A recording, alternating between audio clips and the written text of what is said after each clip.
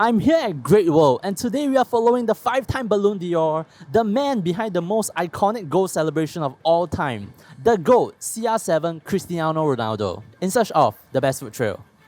Alright, break it up. We don't want the football talk to get too messy now. No matter what you think of Cristiano Ronaldo, you must be delusional to deny his insane, borderline psychotic work ethic. There is a price to pay to score goals like this, or this, or this. Which is probably why during his stay in Singapore, Mr. No Off Days opted for the most macro-friendly cuisine in the world, Japanese. So today's episode will be an Omakase special. For those who do not know, Omakase, translated as I'll leave it to you, is a Japanese dining concept in which the chef decides what to serve you. It began in traditional sushi restaurants where the daily menu is largely dependent on what's available in the fish market that day. So instead of having the diner and the chef ping pong on the daily on what's available and what's not, one day, diner-san went like, "Hey sushi chef san, I've been coming here for years now. I trust what you're capable of. So, dinner wa anata ni omatase shimasu," which means I'll leave dinner to you. In which the chef replies, "Makasete." You might have heard this from anime when the side character tells the main character to go on ahead and that he will stop the main villain. Like, you're not him, bro. Anyway, the chef then has the freedom to put up the best meal they're capable of with the ingredients that they managed to get in the market that morning. And, this is the most important part, at the best value. Omakase is supposed to save the customer money. In exchange for the diner to relinquish control of the menu, the chef hunts for the best deal on the market in order to give the best dining experience. If there was a huge haul of in-season tuna that day, the chef can serve top-quality otoro at very competitive prices. If a supplier was offloading expiring A5 Wagyu beef, he might not serve it medium rare, but he can make a sick beef fried rice with it. The trust between the diner and the chef is what makes this concept work. Unfortunately, Omakase has been bastardized by the capitalists so badly, there is now just an excuse to charge a premium price for the novelty of not knowing the menu. Not for all restaurants, obviously, and I certainly hope not for the restaurants that we'll be visiting today. So, let's get it, guys. Hello. You have a reservation? Yeah, I'll drink. Thank you. Okay, I'll have the Suisen, please. The Suisen. Yeah. Tg Pagar Rd. Yeah, everything. No allergies. Yeah. Thank you. We are now at Kuriya at Great Wall. Ronaldo came here to eat with Singaporean billionaire Peter Lim. We can be pretty confident that whatever they ate was not on the menu, or at least not something us mere mortals can afford. The first course is here. We got bonito fish jelly with sesame sauce, and then there's edible flowers, what seems like ikura, okra, smells like dashi.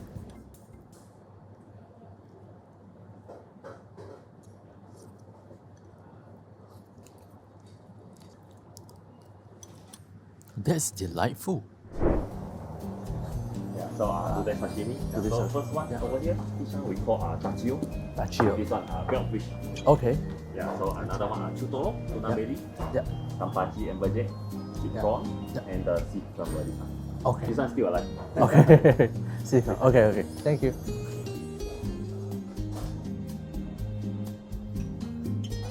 It's things like this that make you think like, it would be nice to be rich. With normal sashimi, there's always going to be fishiness. It's raw fish. But here, even if you press your tongue against it, you aerate your palate, you cannot taste any fishiness. It's like going into a room and running your fingers along every surface and not finding any dust. It seems so incredible.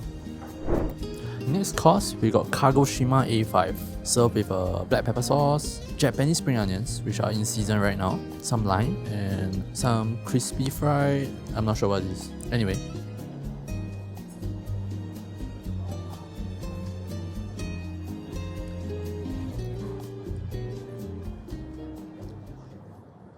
The most expensive 葱爆牛肉 that I'm ever gonna eat. But it is very interesting. The black pepper sauce is slightly sweet.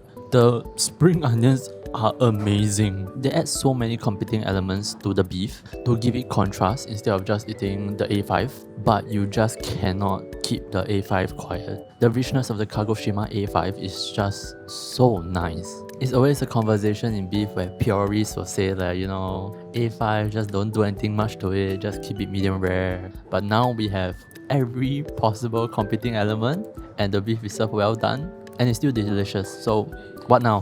What now, haters? Next, we have Sakura Ebi Kakeage, served with dipping sauce and some daikon. Let's give this a go.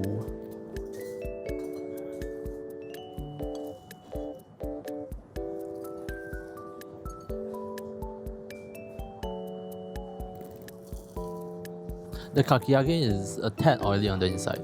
Obviously, it's a deep fried dish, it's gonna be oil, but a little bit overbearing. The sauce does help it a bit, but I don't know enough about this deep fry to tell whether the oiliness can be reduced. If instead we talk about goreng pisang, right? With good technique, you can deep fry it such that the banana is not oily, where there is no excess oil on the banana itself. But because of how this kakiage is made, I'm not sure if it can be helped. But as with any other deep fried food, I don't like the excess oil on it. Next, we have a soup dish. We got some in-season fish, I couldn't catch the name. Hamaguri, which is the clams, and some vegetables, cooked in a traditional way. And we can pair it with a peanut sauce. Let's try the broth. Ooh. This is something I don't know how to do. I have never made something that is light and flavorful. Like you look at it, right, it's so harmless. It's literally transparent. If you just base off the looks, this is as bland as it can be. But the taste is so strong. It's so sweet. This reminds me of the soup broth at Hototo Gritsu, back in the Best Ramen series in Tokyo. The broth is salty, umami, a little bit bitter. There are layers to it. This is nice. Next up, we have the sushi course. First, winter yellowtail.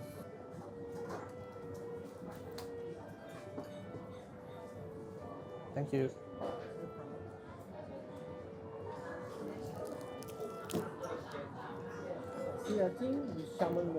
Thank you.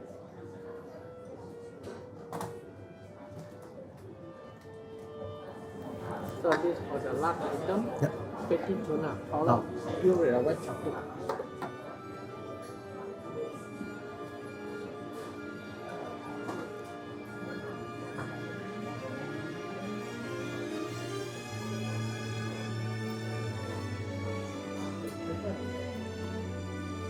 Throughout the course, we had a lot of very rich seafood with very strong umami.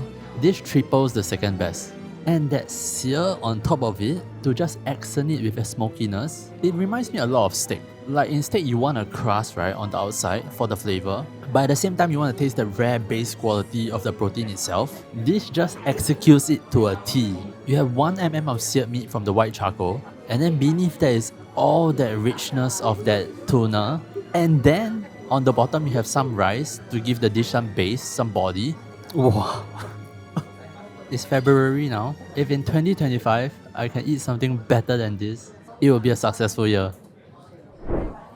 For dessert, we have melon and wu hua guo ice cream.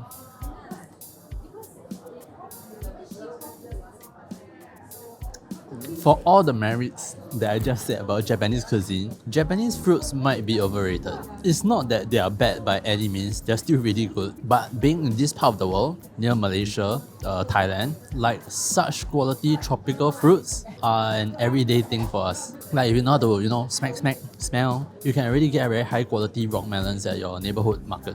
But anyway, all done. That was delicious. Time to move on to the next omakase.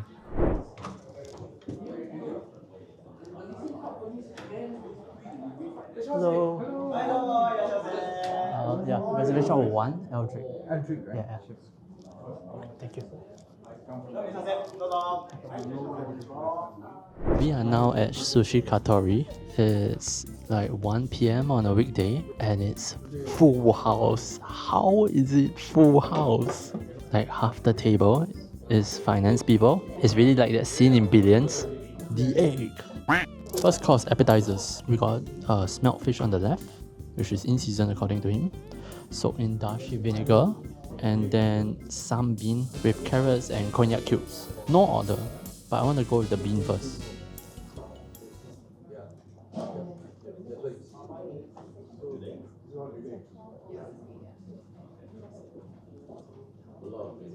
The bean will fit right in if you put it next to a platter of banchan. The smelt fish tastes exactly like nasi lemak fish without the bones or edible bones, which I guess is really high praise because nasi lemak fish is delicious. But I just didn't expect this flavor. The sushi course that we'll be having today is red and white theme. The rice can be white, which is paired with vinegar, and that gives a sharper profile. Or the rice can be red, and that will be paired with 3-year-old aged vinegar, or akazu, resulting in a more umami-rich, sweet flavor profile. The fish can be white or red, self-explanatory, but it's interesting that the white fish will be served at colder temperatures, while the fatty red fish is served at slightly warmer temperatures. And on this channel, I want to be honest with you guys. I was stumped. Stunlocked, you might say. Yes, the sushi was very good. Maybe the best I have ever had. But I now have more questions than I have answers. I really don't want to tell you all things like, oh, the fish is very fresh. 废话. Hot take, it's not very impressive to have fresh fish in a proper sushi place. The logistic chain has been there for decades now. If I can get the most random plastic household appliance from China in one day using my phone, premium Japanese fish should be fine. So the things I do want to talk about is the rice. It is so aggressively seasoned. I'm not sure if y'all can see from the video how the rice is almost soaking in soya sauce. It tastes really good. That punch of umami, right, really comes through. On its own, it really knocks the flavor out of the park. But after 5-7 pieces, the soya sauce really starts to zing on your palate. And I feel like it threads that fine line of shoyu bringing out more of the fish or shoyu already becoming a main ingredient. And then next point, temperature. They said that the white fish will be at a colder temperature and the red fish at a slightly warmer one, but I couldn't detect that temperature difference. I even changed to a 2-camera setup today just so that I can get to the sushi faster. So I kinda miss having that chill of cool fish juxtaposed to warm rice. Although I have to say, I don't know what's the right way. What is proper sushi? So I'm sorry, I don't know enough. I can only speak casually about today's lunch. So, the fish very fresh. But today isn't a sushi video, it's an omakase video. And there are a lot of angles to go about talking about omakase, since it showcases so much of the chef's repertoire. Oh, we are at 5 hours by the way, transiting seamlessly into our recap, and I got myself an iced latte. But anyway, in an omakase, you see so much. You see a grilled dish, you see sushi, you see sashimi, you see soup. And to talk about all that is too much for a video like this. So I think we can distill omakase down to, do I trust you? Would I have been happier if I didn't leave it to you, if I ordered a la carte? Do I trust you to prepare a great meal the next time I come? And in that aspect, I'm not very convinced with Kuriya because I left the place hungry. I had a fish jelly, 5 pieces of sashimi, 3 small pieces of A5 wagyu, 1 kakiage, 1 soup, 4 pieces of nigiri sushi, and dessert. As the viewer, I want you all to consider whether you'll be fulfilled by this. I wasn't, and I consider myself to be slightly below average in terms of appetite. So if I cannot trust you to feed me a full meal, it's tough. At Sushi Katori, Katori-san says at the very start of the meal, if you're hungry, I can make the sushi bigger, meaning put more rice. And at the end of the meal, before they keep your utensils and serve you dessert, they ask if you want to order anything else, if you're full.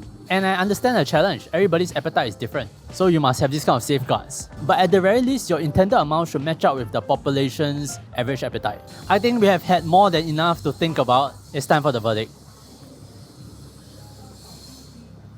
1 plate I'll walk for the dish, 2 plates I'll take a bus for the dish, and 3 plates I'll go anywhere in Singapore for the dish. And today's food trail is